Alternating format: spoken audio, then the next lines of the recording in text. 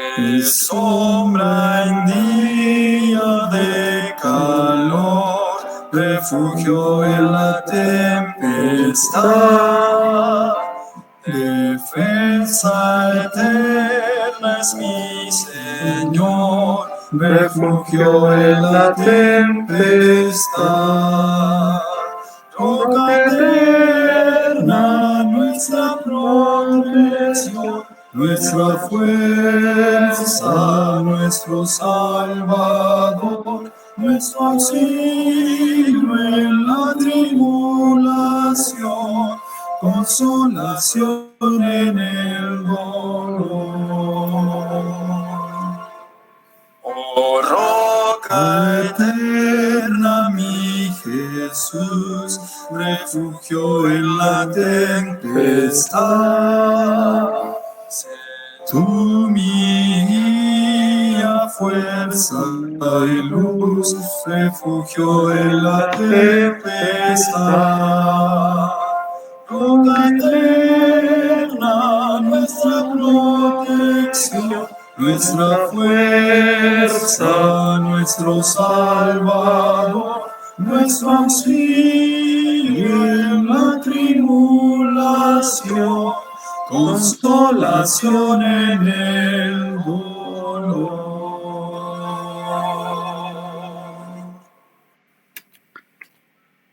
Bien, ahora vamos a tener la oración a cargo de nuestro hermano Juan Ramírez. Juan, por favor, activa tu micrófono para la oración.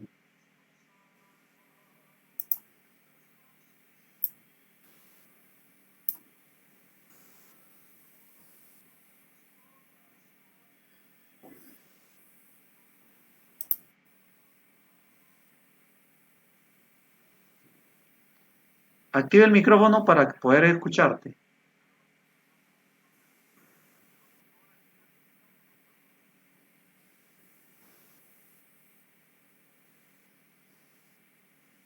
A ver, esperamos un momentito para que active Juan su micrófono.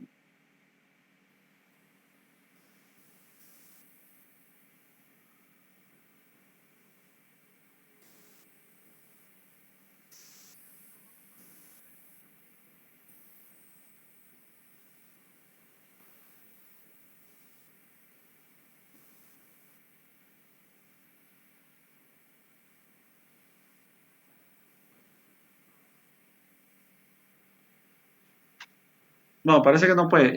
No hay problema. Yo voy a proceder con la oración. ¿Ok? Bien, inclinemos los rostros para orar. Bien. Padre amado que estás en los cielos, santificado sea tu nombre. Te agradecemos por este momento que nos das de reunirnos, estudiar tu palabra y alabar tu nombre. También te agradezco de forma especial porque le das un año de vida, un año más de vida a mi padre. Eso nos llena de alegría porque lo tenemos aún con nosotros. Te rogamos que tu Espíritu Santo descienda y nos ilumine para entender tu palabra. Te lo pedimos todo esto sin merecerlo en el nombre de Jesús. Amén. Amén.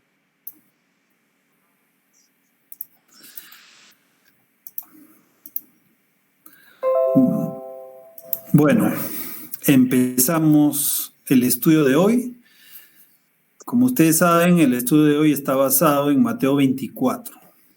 Y adicionalmente, vamos a estudiar algunos textos de Marcos 13 y de Lucas 21. Como habíamos estudiado los dos sábados pasados, Mateo 24 describe los eventos finales, es decir, los eventos que van a ocurrir antes de la segunda venida de Cristo. A eso se le llama eventos finales. Y la misma descripción, con algunos detalles adicionales, se encuentra en Marcos 13 y en Lucas capítulo 21. Habíamos dicho que debemos estudiar los 3 libros porque algunos pequeños detalles que no están en Mateo se encuentran en Marcos y en Lucas. Pero el momento en el que Jesús mencionó toda la lista de eventos finales es el mismo, solo que cada escritor lo describe desde su punto de vista personal. ¿Ya? Entonces, Mateo 24, Marcos 13 y Lucas 21 son de crucial importancia debido a que nos permite conocer cuáles serán los eventos y cuál es la secuencia de eventos que se va a llevar a cabo antes de que Cristo venga. Al inicio, cuando Cristo empezó a detallar los eventos que van a ocurrir, mencionó que el objetivo era que no seamos engañados. O sea, adicionalmente a saber qué es lo que va a pasar antes del tiempo del fin, el objetivo es que conozcamos qué es verdad y qué es mentira. Porque Cristo mencionó de que el pueblo de Dios, sus hijos, todos aquellos que le obedecen, el diablo iba a intentar engañarlos. Y por eso claramente Cristo menciona en los primeros versículos que no debíamos de ser engañados y para eso debíamos conocer qué es lo que va a pasar antes de que Él venga. Entonces, el sábado pasado ya habíamos avanzado varios versículos de Mateo 24 y habíamos visto lo que se denomina la abominación desoladora. Habíamos analizado desde el punto de vista bíblico que la abominación desoladora tenía dos cumplimientos. El primer cumplimiento está ubicado en el pasado, en el año 70, cuando los ejércitos romanos sitiaron a Jerusalén. Entonces, cuando sitiaron a Jerusalén, Jesús había dicho: cuando veáis la abominación desoladora que habló el profeta Daniel, los que estén en su casa huyan, los que estén en el tejado huyan, no regresen a recoger una capa o algo que necesitasen. Eso fue lo que Cristo le dijo. Entonces, en la realidad, ¿qué pasó? Que en el año 66, el general Cestio Galo, el general de las legiones romanas, sitió a Jerusalén. Y ya el ataque a la ciudad era inminente. En ese momento ya era muy posible de que las legiones ya empezaran a invadir la ciudad. ¿Pero qué pasó? En ese momento, no se sabe por qué, todas las legiones romanas empezaron a huir. Entonces, ese fue el momento cuando todos los cristianos, todos aquellos que creían en Cristo, huyeron de la ciudad. Esa fue la señal. Cuando hablamos de abominación desoladora, en ese momento, la abominación desoladora se refiere a que los soldados romanos habían clavado sus estandartes en el piso y todos los ejércitos empezaron a adorar. Y habíamos mencionado también de que los estandartes romanos, entre otras cosas, tenían un águila que miraba hacia la derecha. Alrededor del águila había una guirnalda que representaba al dios Sol Mitra. O sea que los romanos adoraron al sol. Más adelante vamos a ver qué significa eso en estos tiempos. Ya, entonces, esa era la señal, porque Cristo dijo: cuando veáis la abominación asoladora, huid.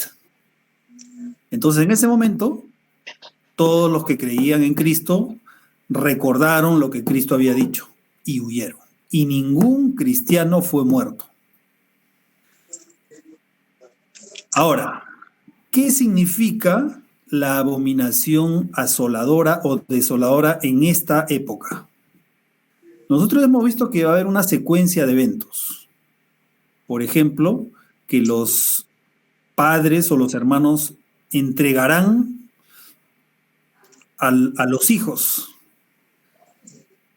¿Por qué? Porque no están de acuerdo con obedecer a Dios, con obedecer a sus mandamientos. Entonces, ¿qué es lo que van a hacer? Nos van a entregar.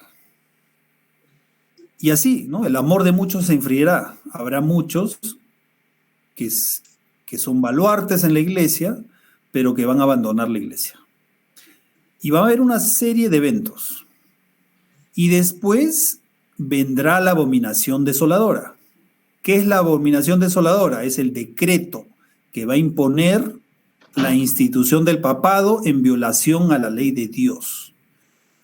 Nuestra nación, aquí se refiere a los Estados Unidos, porque quien escribió este libro, Testimonios para la Iglesia, es Elena de White, y ella fue americana, nació en Estados Unidos, y dice: nuestra nación se separará completamente de la justicia. Y es exactamente lo que ya hace varias semanas habíamos estudiado en Apocalipsis, ¿no? Que la segunda bestia iba por la fuerza a imponer el día domingo como día de reposo. Cuando el protestantismo extienda la mano a través del abismo para asir la mano del poder romano, es lo que ya estamos viendo ahora. Que todo el protestantismo, o casi todo el protestantismo, lo que está haciendo es tratar de unirse a la iglesia romana. ¿Por qué? Porque básicamente tienen dos principios, dos falsas doctrinas que las une.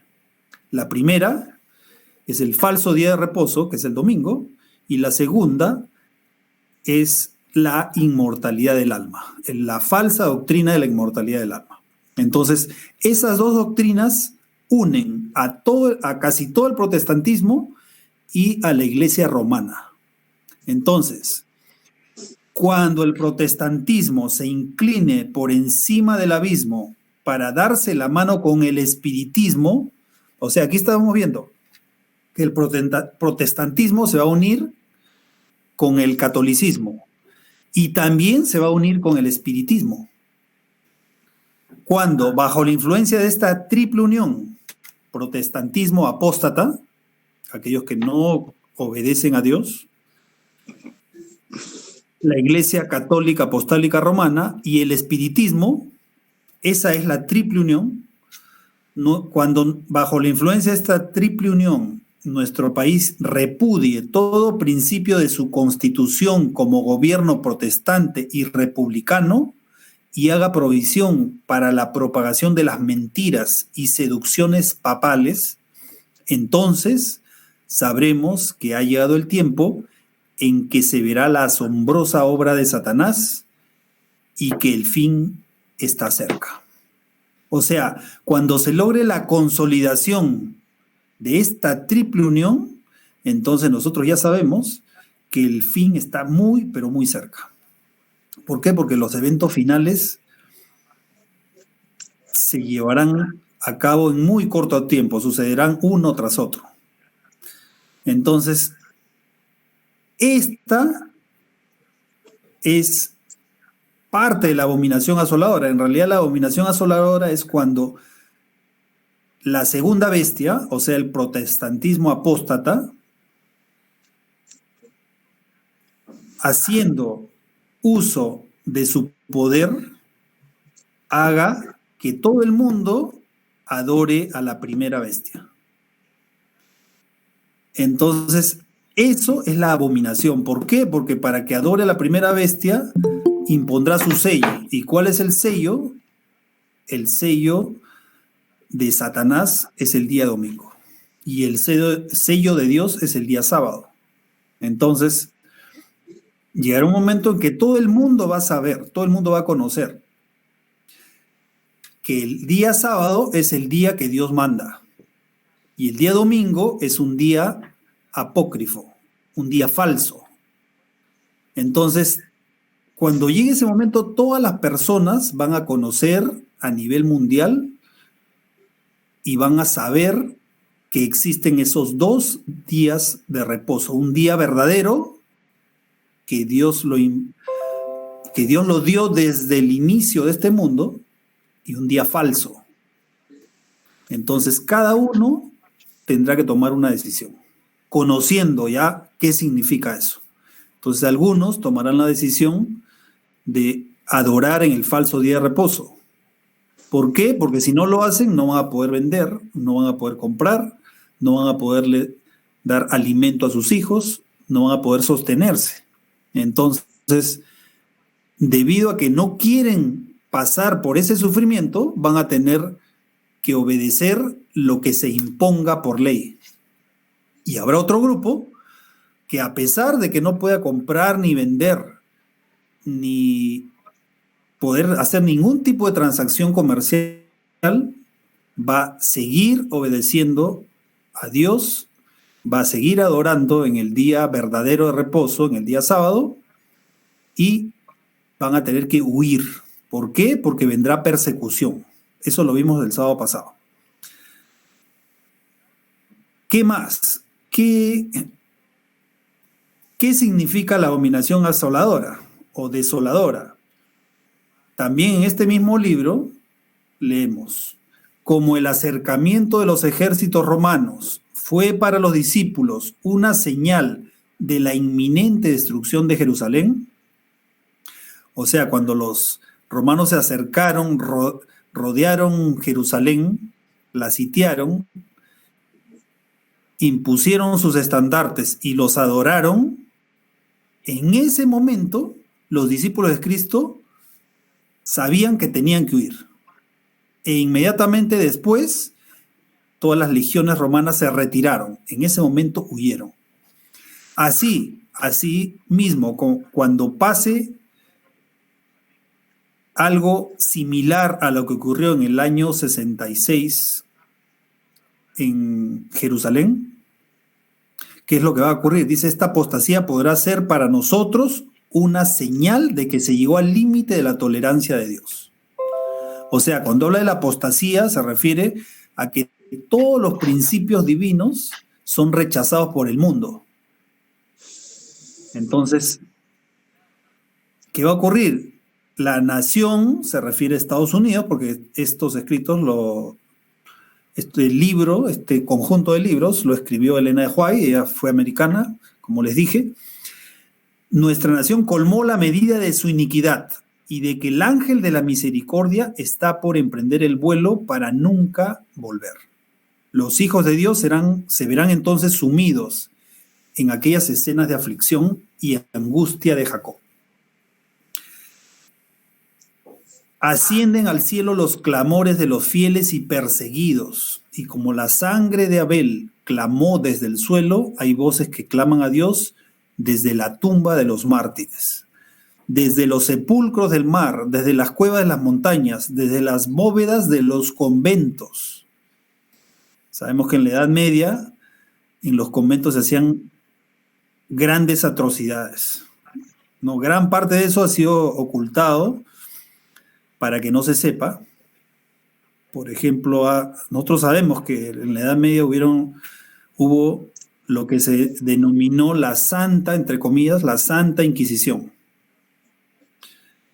La Santa Inquisición se implantó en España, en Perú, en México.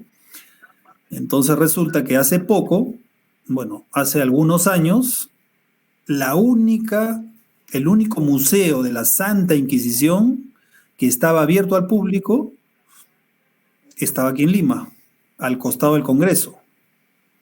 Ya en los otros países, ya años antes ya se habían cerrado. Y resulta que antes de la última visita del Papa se cerró ese museo. Y hasta ahora ya no lo han vuelto a abrir. Y lo que yo creo es que nunca más lo van a abrir. ¿Qué más? ¿Qué es lo que los que clamamos y los que claman a Dios desde la tumba de los mártires, desde las bóvedas de los conventos? Claman: ¿hasta cuándo, Señor, santo y verdadero, no juzgas y vengas nuestra sangre de los que moran en la tierra? Dios tiene en cuenta todo ese clamor que existe, porque en los libros están escritas todas las acciones de los justos, de los santos que siempre desearon y obedecieron a Dios.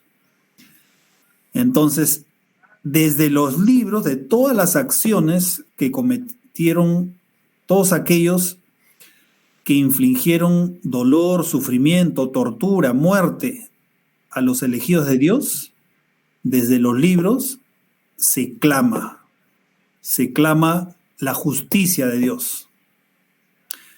Y bueno, en Apocalipsis seguimos leyendo. Hay una secuencia de eventos que en algún momento vamos a estudiar, de que llegará el momento en que Dios juzgará a la bestia y a todos aquellos que la siguieron. ¿Qué más? Una tercera cita. No es ahora tiempo para que el pueblo de Dios fije sus afectos o se haga tesoros en el mundo. Muchos de nosotros a veces estamos preocupados, ¿no? La preocupación es justificada cuando nosotros buscamos trabajo, necesitamos tener el sustento para nuestra familia. Pero cuando esa preocupación se convierte en una obsesión a tal punto de querer acumular riqueza, entonces Dios nos dice que esa obsesión ya no es momento de estar buscando o haciendo tesoros en el mundo. No está lejano el tiempo en que, como los primeros discípulos, seremos obligados a buscar refugio en lugares desolados y solitarios. ¿Quiénes? Todos aquellos que deseen obedecer o que obedezcan a Dios. Y nuevamente aquí se hace referencia a la abominación desoladora. Así como el sitio de Jerusalén por los ejércitos romanos fue la señal para que huyesen los cristianos de Judea, así la asunción de poder por parte de nuestra nación, con el decreto que imponga el día de descanso papal, será para nosotros una amonestación. O sea, que va a llegar un momento que no está muy lejano, cuando se consolide la unión del papado, la iglesia protestante apóstata y el espiritismo. Cuando esa unión se consolide, lo que va a pasar es que se va a dar un decreto dominical en el que todos deben estar obligados a descansar el día domingo y a trabajar los demás días de la semana, incluido el sábado. Entonces, cuando ese decreto se imponga, así como en aquella época, cuando los cristianos vieron la abominación desoladora, en ese momento, nosotros cuando veamos que se da el decreto papal, entonces será momento de salir de las grandes ciudades, de huir. Entonces, será tiempo de abandonar las grandes ciudades y prepararnos para abandonar las menores en busca de hogares retraídos en lugares apartados entre las montañas. Ese tiempo está cerca. ¿Cuándo será? Exactamente no lo sabemos. Cristo no dejó dicho en qué fecha iba a ocurrir, pero nos dejó las señales.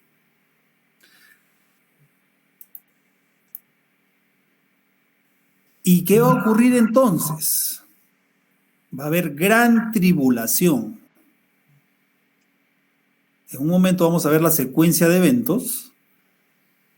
Inicialmente, antes del decreto dominical, del decreto papal, va a haber una tribulación. Inmediatamente después del principio de dolores va a haber una tribulación, pero esa tribulación no es esta que se menciona aquí.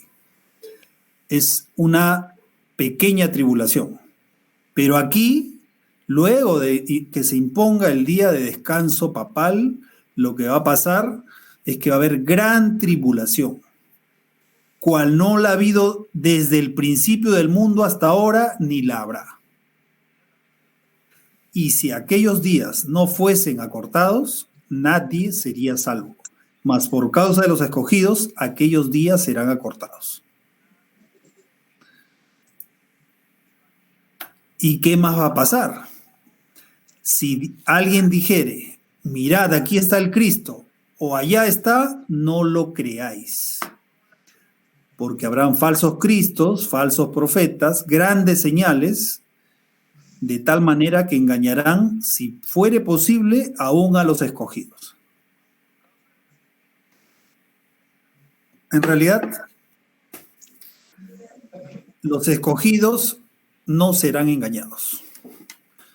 Acá dice, engañarán si fuere posible aún a los escogidos, pero en realidad los escogidos no va a ser posible engañarlos.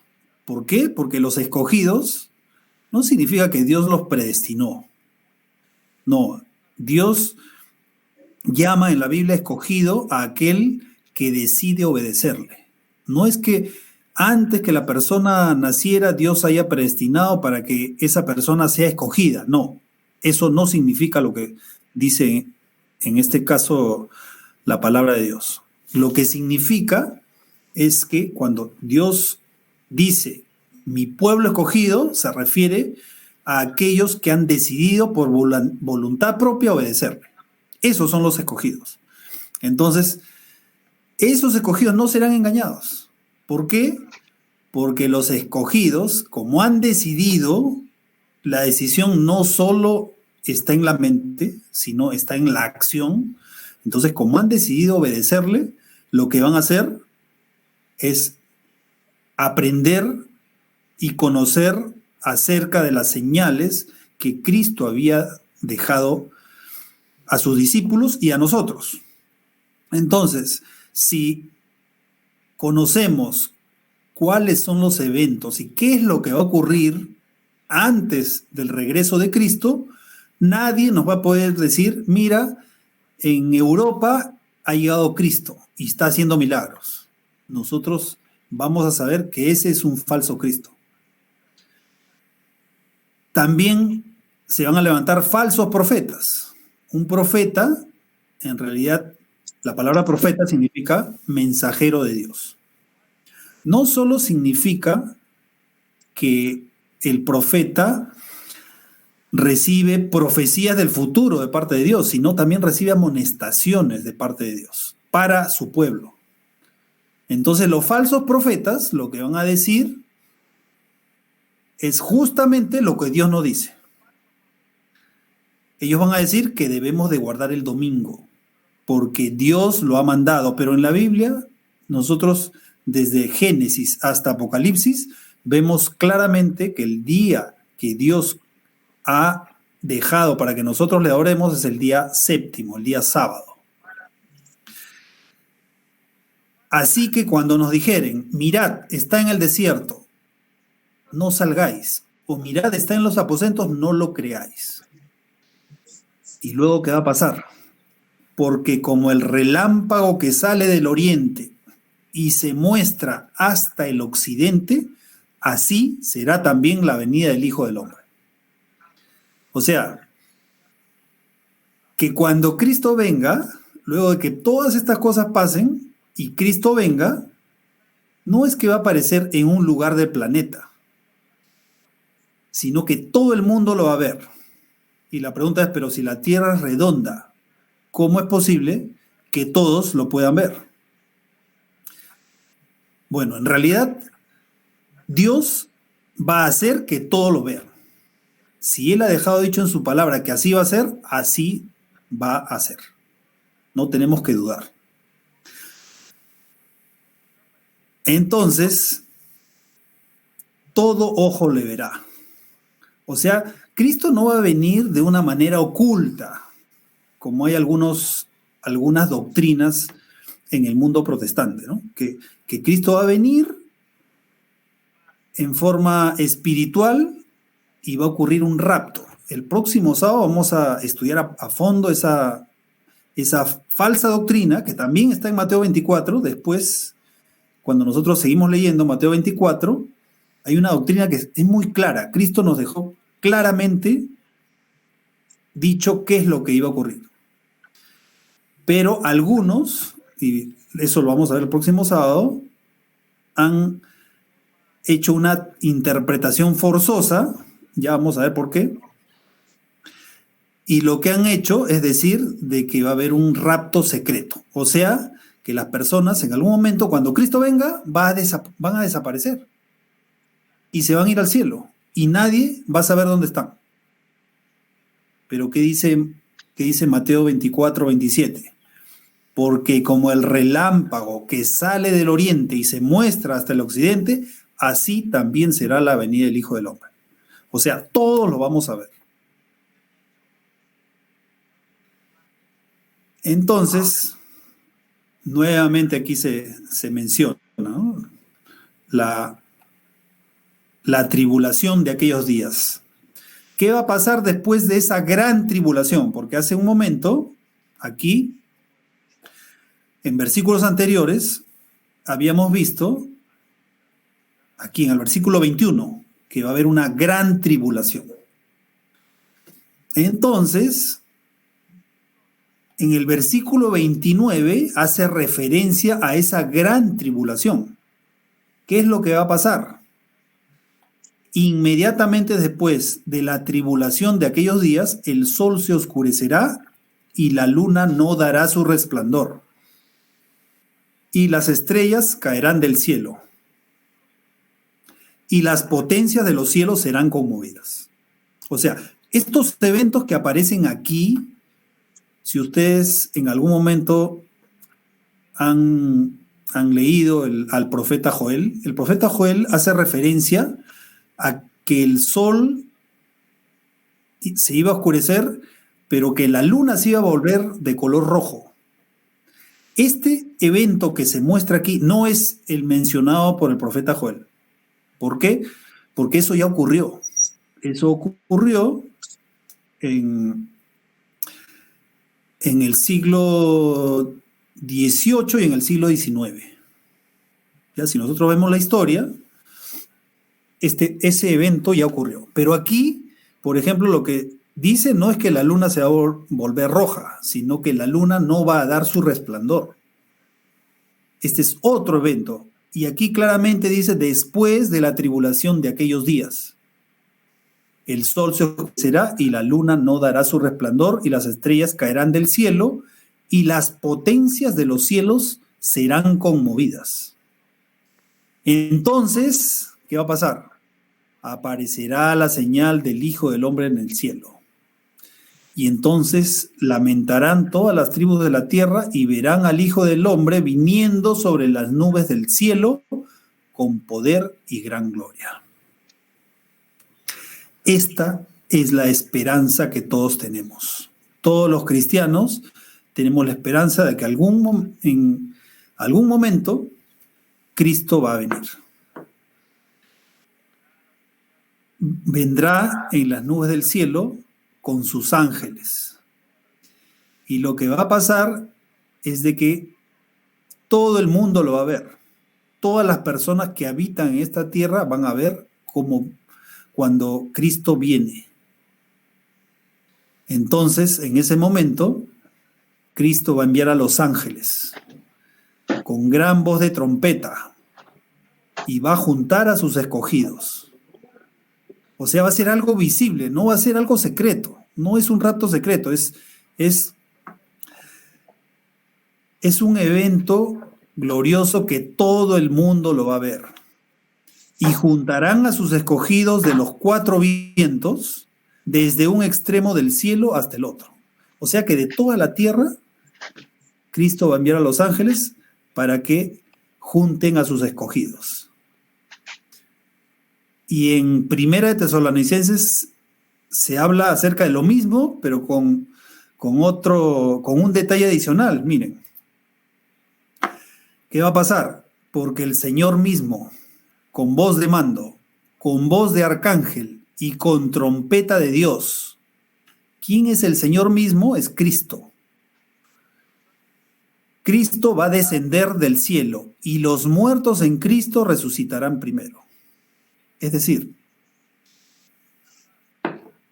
si hay personas o todas las personas que murieron aceptando obedecer a Dios, haciendo su voluntad, y murieron con la esperanza de que algún día Cristo iba a venir, en ese momento van a ser resucitados.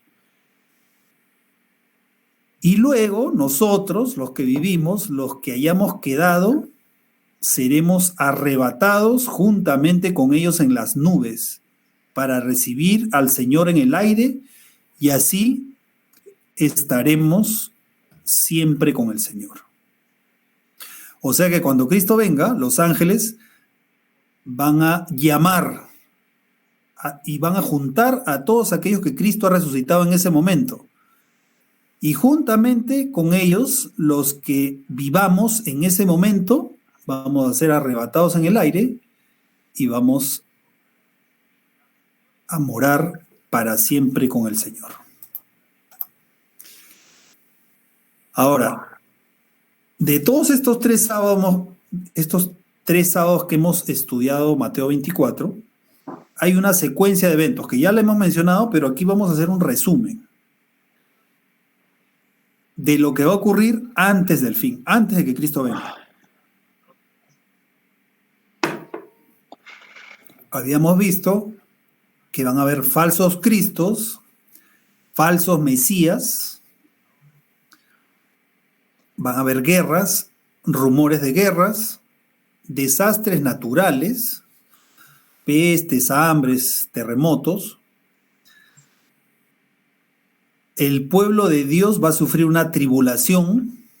A esto también se le llama el tiempo de angustia previo. No es la gran tribulación que habíamos hablado hace unos momentos, sino es una pequeña tribulación que va a sufrir el pueblo de Dios.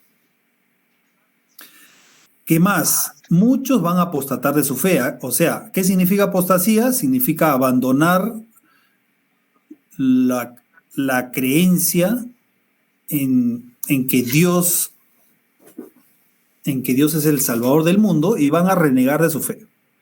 A eso Mateo se refiere con el tropiezo. Muchos tropezarán, van a abandonar su fe.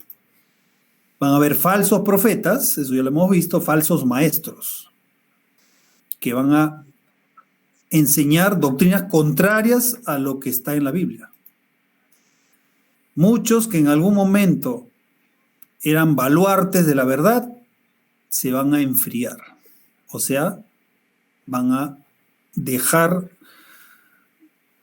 de creer en los principios que están escritos en la Biblia y van a pasar al otro bando.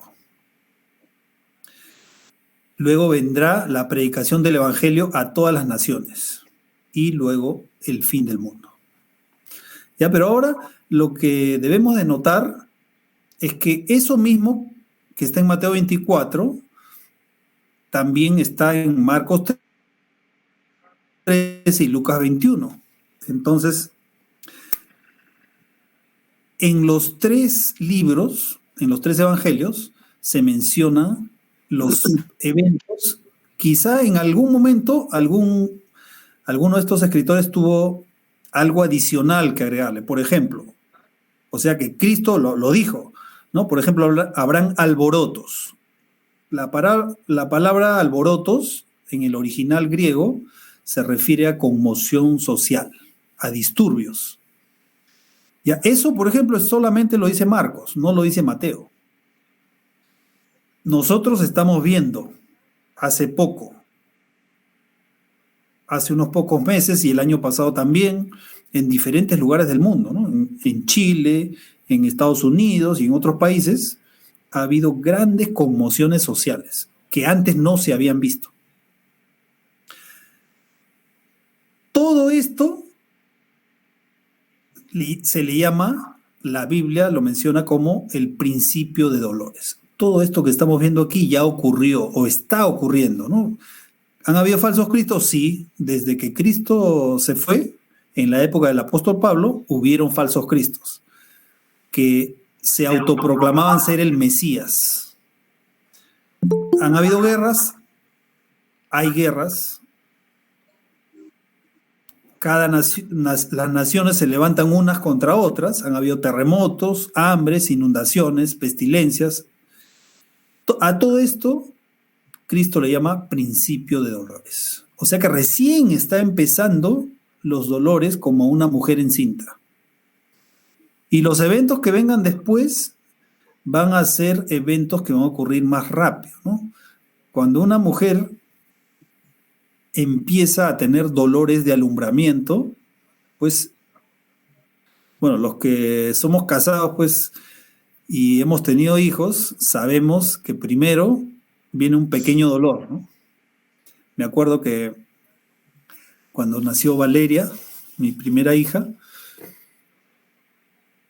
estábamos, bueno, más o menos serían las 6 de la tarde, 5 de la tarde. Y mi esposa me dice, he sentido un pequeño dolor. Pero me lo dijo después de que ya lo había sentido hace como media hora, 40 minutos antes. Y me dice, parece que ya me están empezando los dolores, ¿no? Entonces viene un pequeño dolor, de ahí viene, después de cierto tiempo, puede ser 40, 50 minutos, media hora, depende de cada persona, ¿no? Entonces, nuevamente viene el segundo dolorcito, casi igual al primero, de ahí pasa otra media hora, y así, ¿no? Pero después, ¿qué ocurre? Empieza la frecuencia a aumentar y la intensidad del dolor también aumenta. Luego ya viene cada 20 minutos, cada 18, cada 15 y así hasta que llega el momento del alumbramiento. Algo así va a ocurrir en el tiempo del fin. Entonces, en este momento nosotros estamos en el principio de dolores. ¿Por qué? Porque todo lo que ya se mencionó antes del versículo 8 ya se ha cumplido y se está cumpliendo. Entonces, ¿y qué viene después? La pregunta es, bueno, después lo que va a pasar es que a todos aquellos que se pongan del lado de Dios van a perseguirlos, os entregarán a tribulación y os matarán. O sea, a algunos en Marcos 13 o Lucas 21 dice que a algunos los van a matar. A esto se llama tiempo de angustia previo. Ya, o sea, esta es una tribulación que no es la gran tribulación. A eso se llama tiempo de angustia previo. ¿Qué más va a ocurrir? Vamos a tener que sustentar delante de los tribunales el motivo de nuestra fe. ¿Por qué creemos en lo que creemos? Pero Cristo nos dice, no se preocupen por lo que vayan a decir, porque ustedes no son los que van a hablar, sino el Espíritu Santo. Entonces, cuando el Espíritu Santo se derrame en la tierra, es decir, a aquellas personas que han decidido obedecerle, Dios va a derramar su Espíritu Santo y van a predicar a nivel mundial. A esto se llama el fuerte pregón o el fuerte clamor. Con el poder del Espíritu Santo se va a predicar a nivel mundial, de tal forma que todos van a conocer la voluntad de Dios y van a conocer las falsas doctrinas, o sea, las doctrinas verdaderas que Dios ha dejado a su pueblo y las doctrinas falsas. Y en este momento cada uno va a tener que decidir. Algunos van a entregar a los familiares, ¿no? ¿Por qué? Porque quieren estar del lado fácil. ¿Cuál es el lado fácil?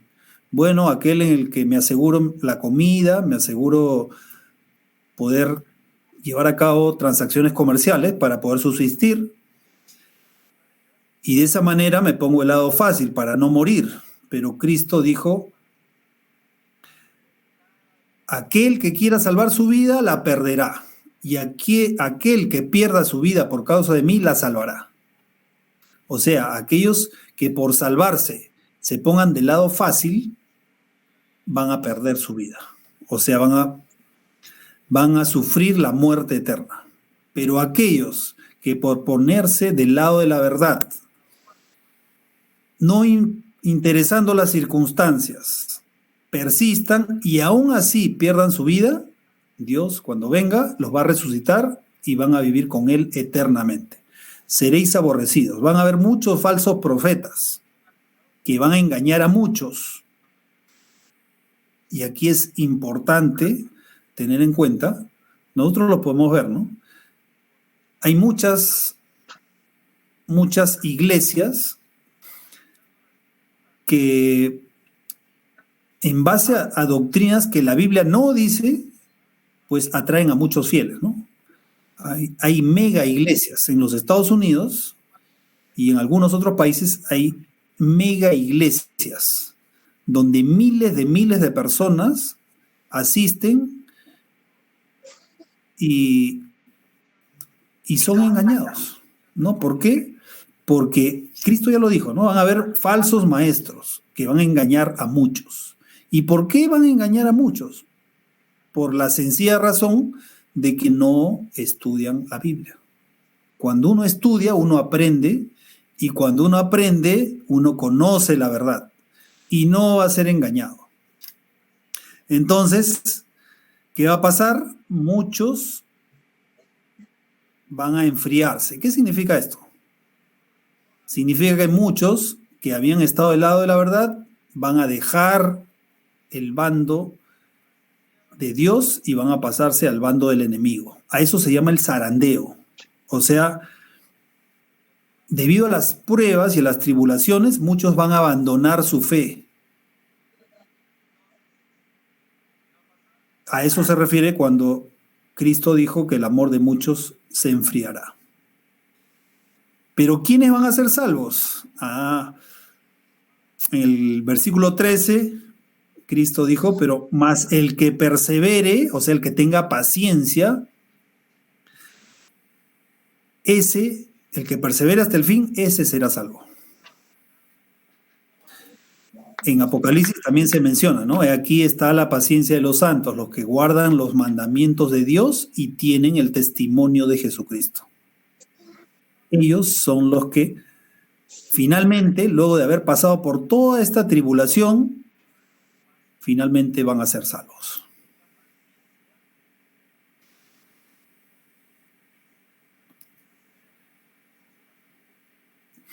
Ya hemos visto que después de la gran tribulación, los cielos serán conmovidos y va a venir Cristo en las nubes de los cielos.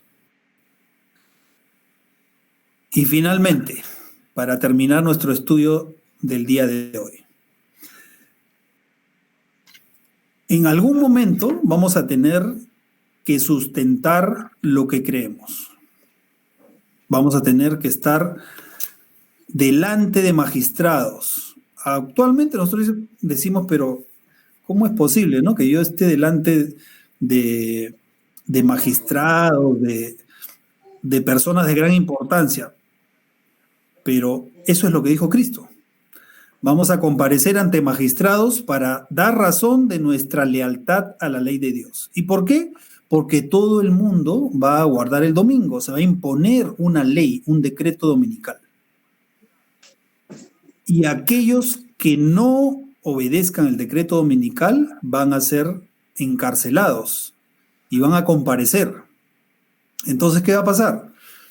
Tenemos que en ese momento dar a conocer los motivos de nuestra fe. ¿Por qué creemos en lo que creemos?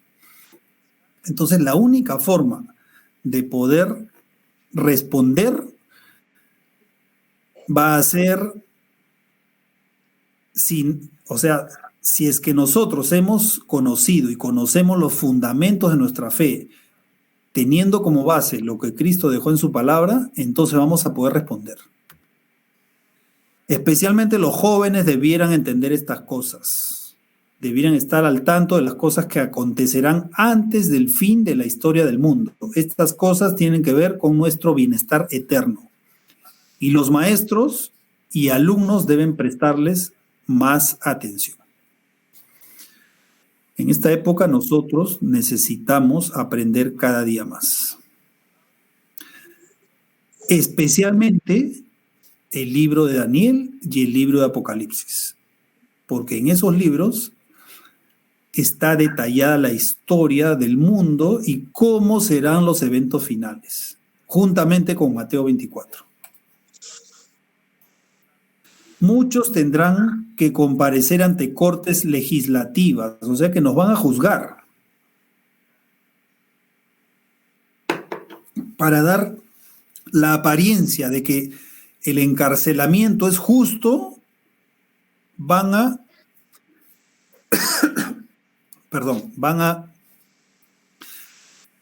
juzgarnos. Algunos tendrán que comparecer ante reyes y ante los sabios de la tierra para responder por su fe. Aquellos que tienen solo una comprensión superficial de la verdad, ¿qué va a pasar con ellos?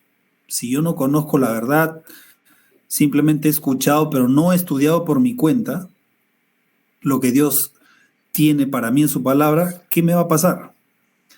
No voy a ser capaz de exponer claramente las escrituras y dar razones definidas de su fe. Perdón. Es decir, para yo poder sustentar mi fe, tengo que basarme en las escrituras. Exactamente como Cristo lo hizo. Cada vez que Cristo contestaba alguna pregunta o alguna objeción que se hacía a lo que él decía o hacía, lo hacía en base a un escrito está. Entonces, de esa misma forma nosotros vamos a tener que sustentar nuestra fe. Y vamos a tener que mencionar en qué parte de la Biblia se encuentra tal o cual verdad. Los que no sean capaces de exponer claramente las escrituras y dar razones definidas de su fe, se confundirán y no serán obreros que no tengan de qué avergonzarse. Que nadie se imagine que no tiene necesidad de estudiar porque no debe predicar en el púlpito sagrado. Podría ser que alguna persona crea que solamente con asistir a la iglesia y escuchar la palabra de Dios a través de lo que dice el predicador, entonces de esa forma va a ser suficiente. No, pero en este texto nosotros estamos viendo que nadie se debe imaginar que no tiene necesidad de estudiar porque no debe predicar en el púlpito sagrado. No sabéis qué puede Dios requerir de vosotros. O sea, nosotros tenemos que estar alerta, tenemos que estar atentos, tenemos que haber estudiado lo que dice la palabra de Dios para nosotros.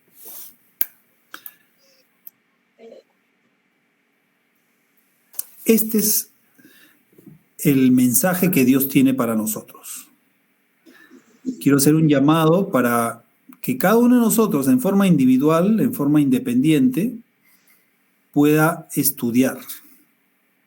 Estudiar la Biblia y principalmente Mateo 24, el libro de Daniel y el libro de Apocalipsis. Cada uno debe decidir en qué momento del día estudiar, cuánto tiempo debe dedicarle. Y a medida que nosotros nos acostumbremos a estudiar diariamente la palabra de Dios, vamos a ver que así tengamos 200 años más de vida, nunca vamos a poder aprender todo lo que Dios tiene para nosotros. Luego de que Cristo venga y nos lleve al cielo, por la eternidad nosotros vamos a seguir aprendiendo acerca de ese evangelio eterno. Es decir, de la salvación que Cristo nos dio. Es algo que no podemos entenderlo plenamente. ¿Cómo es que Dios, siendo el creador del universo, se rebajó a sí mismo haciéndose como uno de nosotros? asumiendo nuestra naturaleza caída y viviendo como nosotros. Eso no lo podemos entender. Y será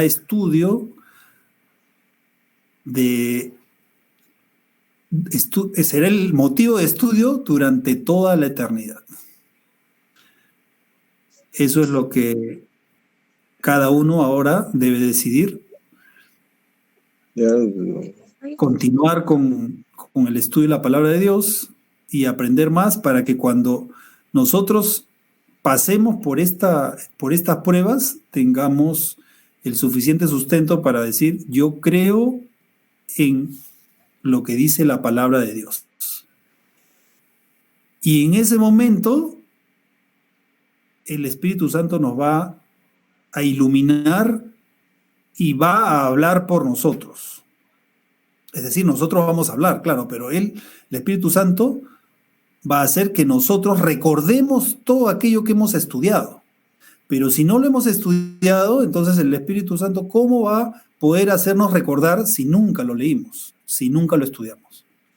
Por eso es mi deseo en esta mañana que cada uno de nosotros pueda decidir aprender más de Cristo en su palabra. Ese es mi deseo y oración en esta mañana. Amén. Amén. Amén. Bueno, agradecemos a Oscar por la prédica de este día. Ahora pasamos a entonar las estrofas del último himno. Así, por favor, colocas el audio para escucharlo.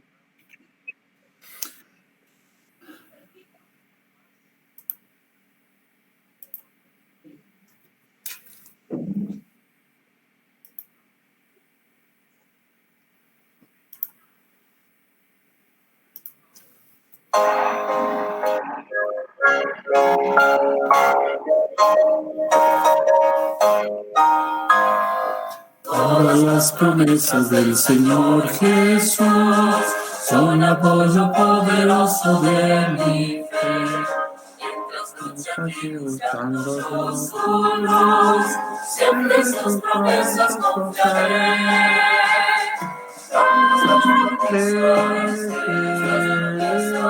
Todas las promesas del Señor ha dado.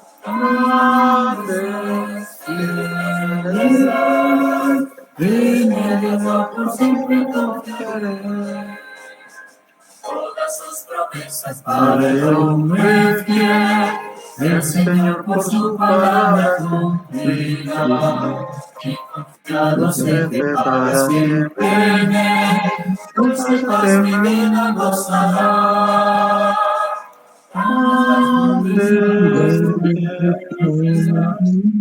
Las promesas que el Señor ha dado, grandes, fieles, yo por siempre confiaré. Todas las promesas del Señor serán gozo y fuerza en nuestra vida de reinar.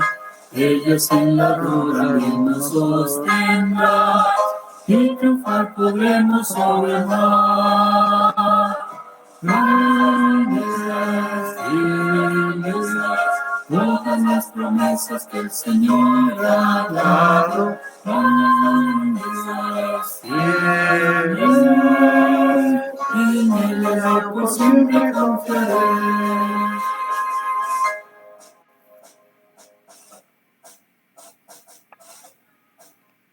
Bien, ahora pedimos a Priscila que nos guíe en la última oración. Adelante, Priscila. Vamos a orar. Querido Padre que estás en los cielos, gracias, Señor, por este día sábado que nos has dado para acordarnos que tú eres el creador de este mundo, que tú nos diste este día, Señor, para reposar, para alabarte y glorificar tu nombre. Ayúdanos a guardarlo como tú nos has mandado. Te rogamos, Señor, que nos ayudes también en nuestra vida espiritual, que podamos prepararnos, leer más tu palabra, estar listos, Señor, para los eventos de los últimos días que sucederán y que ya están sucediendo, y estar listos para cuando tú vengas por segunda vez en las nubes de los cielos. Ayúdanos a nosotros, a nuestras familias, que tus santos ángeles, Señor, se queden en este día con nosotros y acompañe a todas las personas que han podido escuchar este mensaje. Que tú nos sigas guiando con tu Espíritu Santo. Te lo rogamos en el nombre de tu Hijo amado, Cristo Jesús. Amén. Amén. Amén. Amén. Amén. Bueno, gracias a todos por su presencia, gracias a los que nos han ayudado también en las oraciones, los cánticos, bueno, y al orador principal. Bueno, ahora les pedimos que no se vayan.